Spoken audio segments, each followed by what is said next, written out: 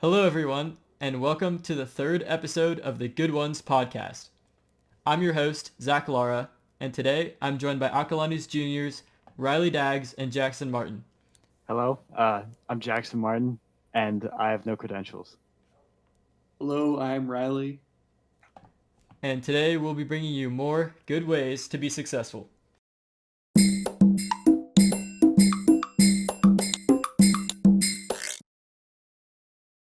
So obviously, we're experiencing an unprecedented time in our country. We have all sorts of crazy stuff happening within our government and even within our communities.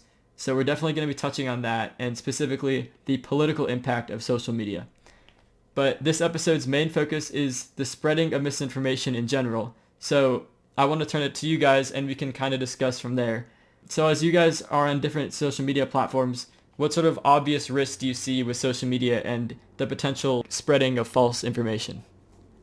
Well, how social media platforms are designed, they're designed around inspiring emotions, because emotions is what gets the users connected and engaged with the platform.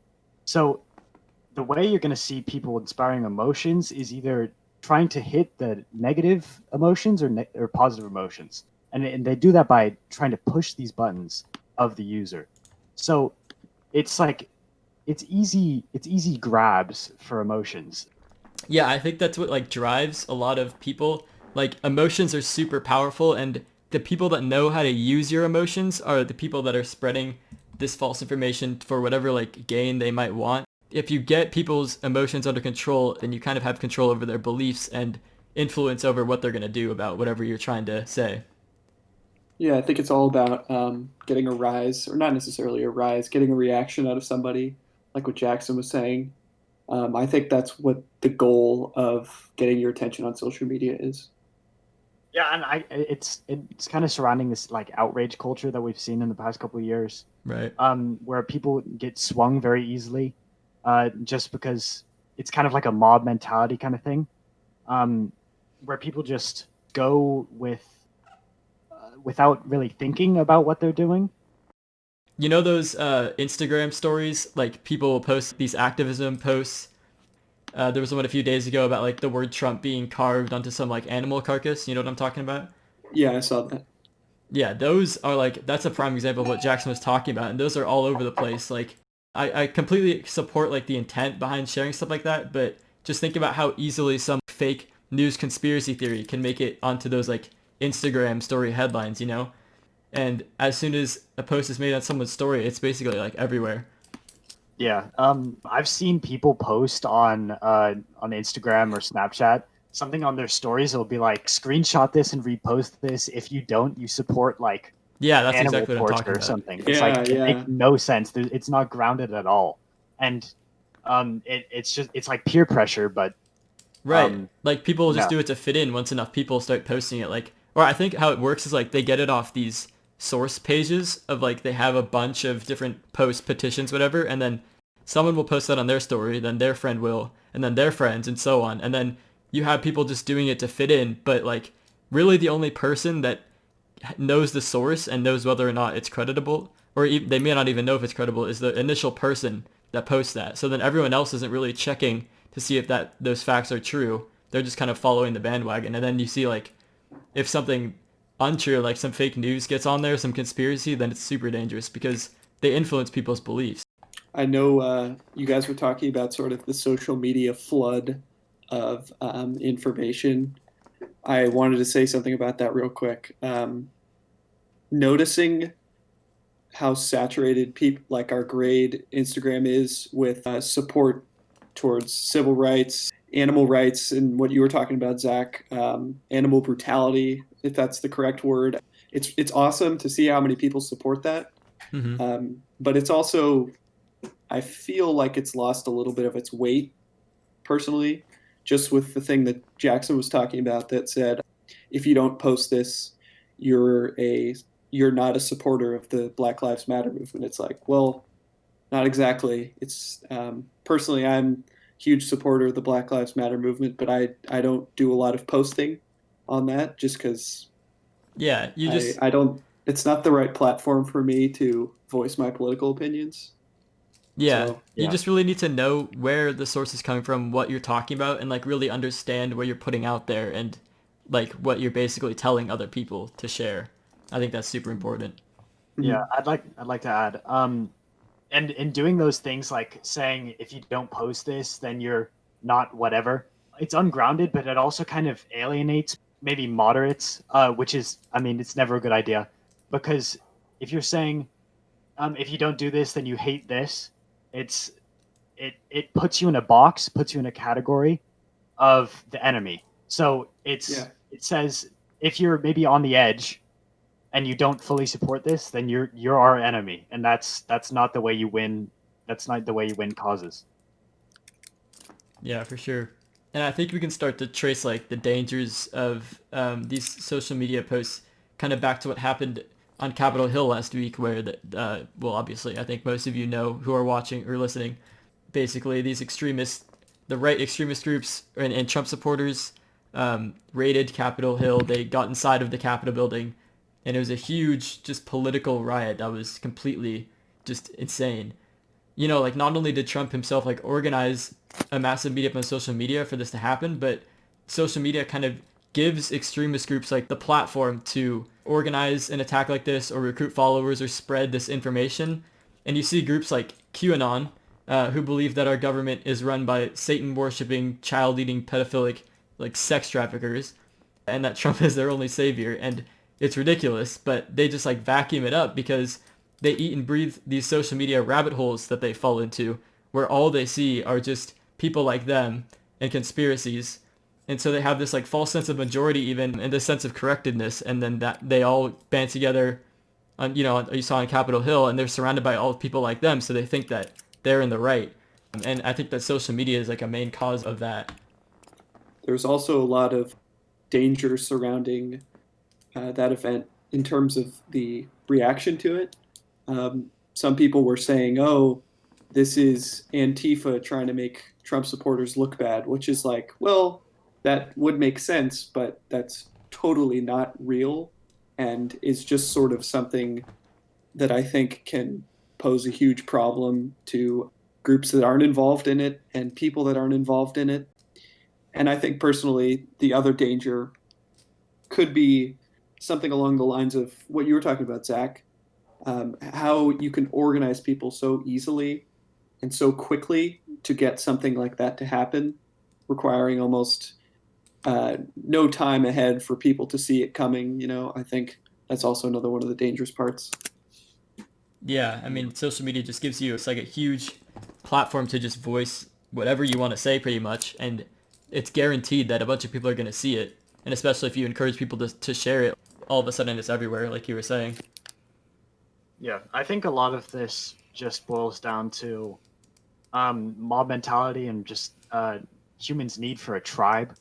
Um, and what I mean, once you get sucked down that rabbit hole, it's very hard to come back out. And I think we've all seen the Social Dilemma documentary.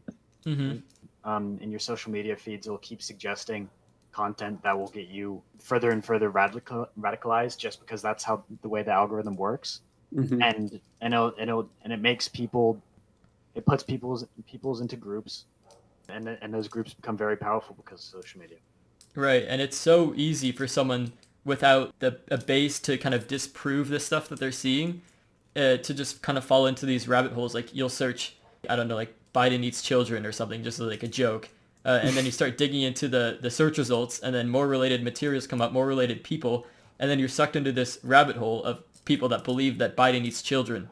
And then that's like all you see all of a sudden. And you see these like crazy far right or even like far left conspiracies, or even just stuff not related to politics at all, depending on like where you go. And then you just start to believe what you're seeing. That's how you get like groups like QAnon and just all these like crazy conspiracy groups and people.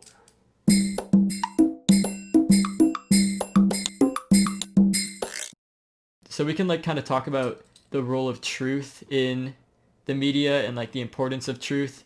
Social media platforms and even like media organizations have some degree of responsibility to promote truth, and obviously some more than others, like news networks, which is like a main source of people's information. So do you guys think it's easy to find truth, and where do you look for honest information? Well, obviously humans have a whole host of biases um, that most people probably are not entirely aware of, and I think the first step to finding truth is to be aware of your biases, be aware of what information you're consuming. Um, I think that the best way to there's not going to be any source that's completely unbiased. You have to play devil's advocate, even if that argument makes no sense, and you just have to be open minded, I guess. I also think another part of it is, like Zach, you were saying, going to trusted news sources. Even though some of them are biased, I think things like, even if they're more liberal or conservative, major newscasters definitely deliver facts more often than not. Yeah. And they build up a reputation and stuff, like Right. they're not going to deliver truth for 50 years and then claim all of a sudden that Antifa staged these riots. I think reputation is a big part of it for the newscasters. And the more audience that they have, the more responsibility they have to promote Yeah, truth, yeah. and the more people will trust them. So I think that's really important, just to have just like even just one place you can go where you can find honest news that you can trust. I think that it's more of the consumer's responsibility to push the media towards more honest news, because right now what sells is outrage and emotions, as we were just talking about earlier. And if people educate themselves, learn about their emotions, learn about their own feelings and opinions towards things, um, we can try to start uh, building reputable news sources because of how we see them instead of what sells to us. Yeah, totally. Within like social media companies, they how they process truth and like make sure that the information that people are seeing is reliable. You see like almost all major social media platforms block Trump, like just either banned his account or restricted him or whatever, just to like prevent these things that he was saying, these crazy like claims that were untrue, and getting people to defend him and causing all sorts of chaos. And then you see like Twitter flags tweets for misinformation, which is, I think that's a good move on their part to just make sure that it's right there. Like if someone says something crazy, they flag it and you know that it's not true. Definitely. And then there was also this thing, I don't know, I heard this from somebody, but Trump was talking about having his own news network. So I think that is super dangerous, because then like news networks are like I said, like places where you go for information. So if he's making one and just kind of saying what he wants and has full control over the media, then he kind of has full control over the people's beliefs, and he'll just kind of take this pocket of America that he's already building within his supporters and just cause huge problems for everyone else. Yeah, and that's scary because a lot of those people are already, as we've seen in the Capitol raids, a lot of those people are already people who have fallen down that rabbit hole. So they're definitely prone to become more radicalized and not less. So I guess we can end with like how can students be more careful in getting their information and finding the truth in media and being careful with social media. Well, I kind of said this earlier, but I think it all boils down to awareness of who you are, because at every time you see something or you read an article, news headline, your initial reaction isn't for the reason part of your brain to trigger. It's the emotion part of your brain. So if we could just wait and calm down, no matter what our reaction is, and wait until we can think clearly and really process what we're being told. I think that'd be huge for people to purify the information that they've been getting. I think what you said about purifying information is super valid, although it would be difficult, trying to boil down the information to only truth. I wish that would happen, but I would say to anybody who's looking for news to kind of like, they're looking for truth, I would recommend going to the news. They're looking for more biased opinions, I would say like Twitter and stuff, I think Twitter is a good place for that. Yeah, Twitter is probably not the number one reliable news source. Well, it's good in that it's a free space where people can voice their opinions and have conversations. Yeah, but it's also kind of it's very prone to witch hunts.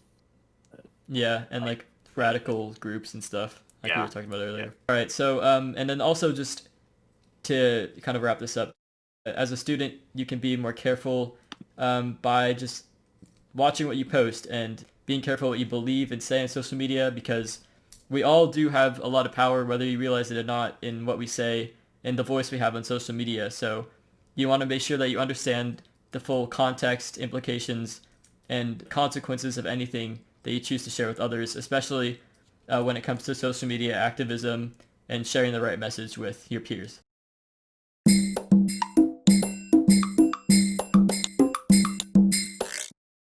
All right, well, that's about all we have for today. So thank you all so much for listening. Hope you all enjoyed. Do you guys want to say goodbye? Thank you, everybody. That was fun. Thank you, Zach. Thank you. Thank you, everybody. All right, we'll see you all later, and have a good one. You like that? I made that up just now. Good.